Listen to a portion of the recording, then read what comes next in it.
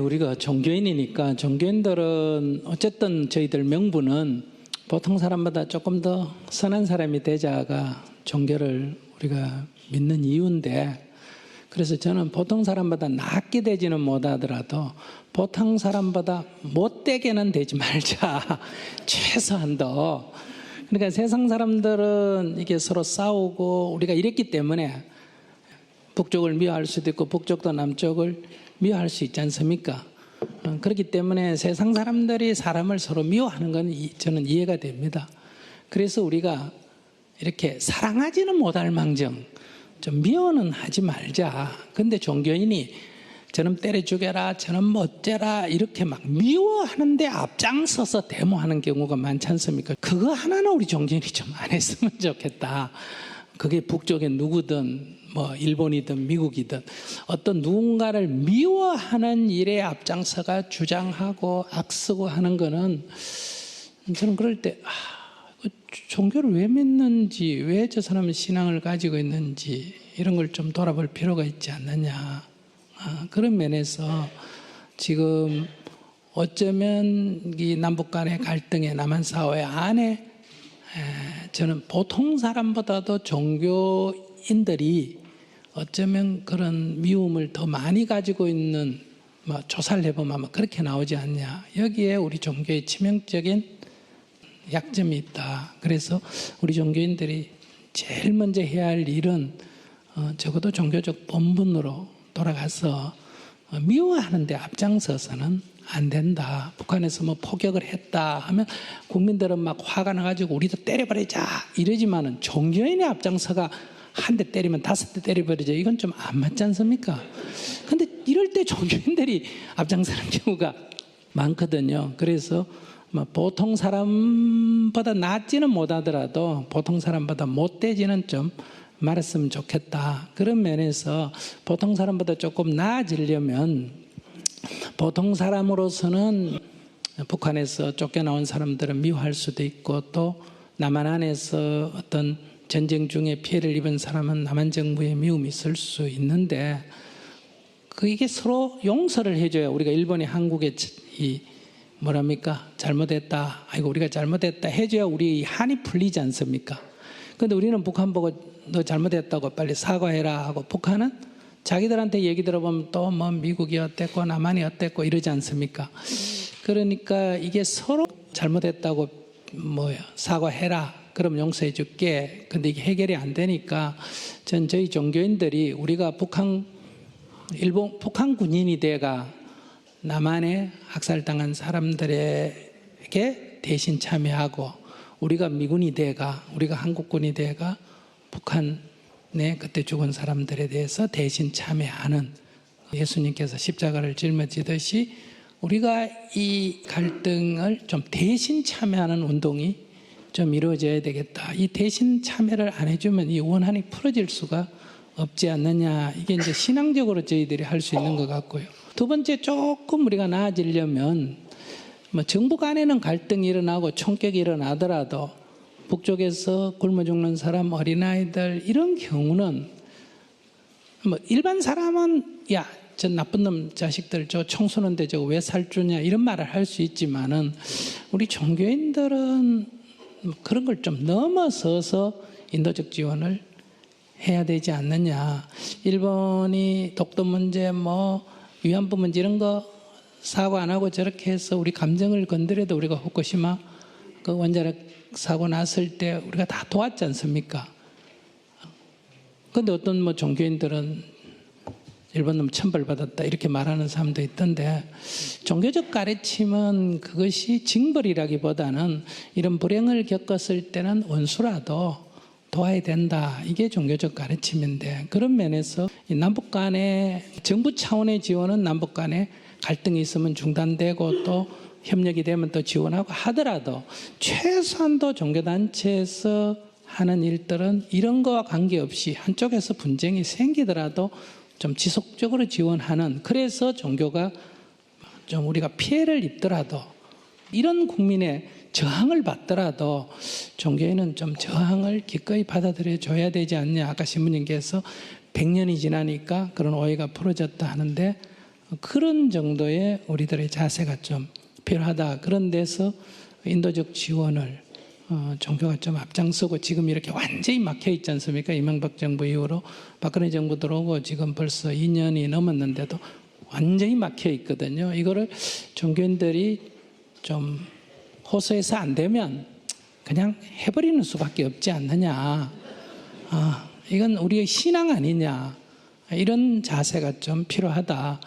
우리가 전쟁을 해서 뭐 죽은 걸 얘기하는데 90년대 말에 북한에서 기아로 죽은 사람들이 저희들 조사해 본 건 한 300만 정도 되는데 이건 한국 전쟁에서 죽은 숫자만큼 많거든요. 그럼 이건 조용한 전쟁이에요. 피해자가 북한 주민이기 때문에 이게 조용한 거예요. 남한 국민이거나 남한 군대거나 북한 군대였다면 이건 난리 났을 텐데 아무 힘없는 북한 주민이 죽었기 때문에 아무 일도 없는 듯이 지금 넘어가는데 저는 나중에 통일된 뒤에 이때 잘못한 북한 정부는 말할 것도 없고 그걸 방치한 우리 남한의 책임도 역사적으로 우리가 져야 될 사항이다. 그런 측면에서 인도적 지원에 대해서 좀 특별한 어떤 행동이 필요하다 생각하고요. 세 번째로는 북한 난민들을 지원하고 또 북한의 인권 개선을 위해서 우리가 남북관계에 어느 정도의 그 갈등이 이렇게 전쟁으로까지 가는 정도가 아니라면 최소한 관심을 가지고 북한에 약간의 반발이 있더라도 이 인권 개선과 난민 지원 문제는 꾸준히 해나가야 될 문제다. 그리고 북한에 뭐 종교가 있느니 없느니 우리 종교 같은 종교가 있느니 없느니 이런 거를 찾아서 교류를 하려지 말고 막 같은 천주교든 뭐 종교가 아니든 그게 뭐 북한 주민이든 간부든 이런 거 따지지 말고 우리가 남북 간의 교류와 협력을 민간 차원에서 특히 종교 차원에서 계속 확대해 나갈 때 첫째는 우리들의 신앙 원칙에 맞고 두 번째는 아까 박정호 목사님이 말씀하신 대로 정말 북한 민심을 잡는 일 아니냐. 어려울 때 도와줘야 이게 마음에 감동이 있지 뭐 살만할 때 도와줘봐야 아무 감동이 없지 않습니까? 그런 면에서 이것은 인도적 지원인 동시에 통일에 대한 굉장한 중요한 정책이 될 수 있는 거다. 그런 측면에서 교류와 협력을 좀 증대시키는데 종교인들이 좀 조건 없는 교류 협력에 좀 앞장서 주는 그래서 종교인들이면 일반인과 조금 다른 어떤 그런 기독교 표현을 하면서 좀 십자가를 지는 그런 행동이 필요한데 요즘 우리 불교든 기독교든 종교가 돈벌이 급급해서 그런지 십자가는 아무도 안 질라는 것 같아요. 십자가는 다 달아놨는데 십자가는 다 안 질라 그러는데 그래서 좀 십자가를 지는 이런 자세가 우리들에게 좀 필요하지 않을까 이런 말씀을 좀 드리고 싶습니다. 일제시대 때 얘기를 보면요. 일제시대도 학생은 공부해야 되고 농사꾼은 농사 지어야 되고 장사꾼은 장사해야 되고 선생은 애들 가르쳐야 되고 일이 굉장히 많잖아요. 온갖 사회 교육 문제도 있고 산업을 발전시키는 것도 있는데 각각 계급계층 개인으로 보면 다 문제가 다르지만은 그럼 2천만 동포 전체의 공통적인 가장 큰 과제가 뭐냐? 그럼 그건 나라의 독립이란 말이에요. 이렇게 그 시대를 관통하는 전 국민의 공통된 요구라 그럴까? 과제. 이것을 우리가 시대적 과제라고 말하는데 그러나 일제시대 때 살던 사람들은 나라의 독립이 우리에게 시대적 과제라고 인식한 사람은 소수였습니다. 대다수 다 자기 살기 바빴고 또 다른 과제를 얘기했죠. 또 그 과제를 해결하려고 나선 사람들은 오히려 그 당시 조선 총독부에 의해서 엄청난 그 위협을 받았지 않습니까? 그래도 독립이 되니까 그 사람들이 전부 다 부활했지 않습니까? 애국자로. 그것처럼 오늘 우리 사회에서도 어린이 문제도 있고 교육 문제도 있고 복지 문제도 있고 많은 문제가 있는데 우리 남북한을 통틀어서 7천만 계례의 이 시대를 관통하는 시대적 과제가 있다면 그것이 뭘까? 저는 그것은 분단 극복, 통일 문제가 아닐까. 지금의 이 남북이 대립해 있는 상태에서 협력과 교류와 화해와 용서를 통해서 하나가 되자 하는 것은 비현실적인 것으로 취급받고 불이익을 받을지 몰라도 통일이 된 이후에는 저는 이 사람들이야말로 다시 부활하지 않겠느냐. 그런 문제에서 그 3.1 독립선언 할 때 종교적인 차이를 넘어서서 서로 협력해서 나라의 독립을 위해서 힘을 합했듯이 우리가 나라의 평화와 통일을 위해서 각각의 종교의 한계를 넘어서서 오늘 이렇게 서로 손잡고 협력해서 풀어나간다면 다음 시대, 한 시대를 지난 다음 시대에 본다면 우리 또한 후손들에게 아름다운 모습을 보여주지 않을까 이런 생각을 하면서 우리가 함께 한다면 지금 조금 어려워도 좀 희망이 있지 않을까 이렇게 생각합니다. 법률스님께서도 아주 좋은 말씀을 해주실 수 있을 것 같습니다. 민간 차원에서 우리가 하나 되기 위해서 어떤 걸 개인부터 해야 되는 건지 간단한 말씀 부탁드립니다. 우선 저기 천주교 같은 민족화해위원회가 있고 그다음에 한마음 한몸 본부가 있었지 않습니까? 여기 오대순 신부님이 계시는데 처음에 저희들이 천주교, 불교, 개신교 또 민간단체까지 협력해서 북한의 인도적 지원을 함께 했고요. 또 북한 난민이 생겨가 저희들이 이렇게 지원을 하려고 할 때 저는 활동을 할 수 있는데 돈이 없었고 천주교는 조직이 큰 게 좋은 것만 아니대요. 이 난민 돕는 거는 교회에서 결정이 빨리 안 나요. 그래서 신부님이 돈은 한마음 한몸 본부에서 대주고 우리가 가서 활동을 해가 영수증권을 갖다 주고 이렇게 해서 저희들이 초기 난민 지원을 했었거든요. 저는 이런 것들이 사실은 현장에 가면 종교 문제는 아무것도 안 되고 이 어려운 거를 어떻게 도울까? 우리는 돈은 있는데 이 조직이 복잡해가 결정이 안 난다.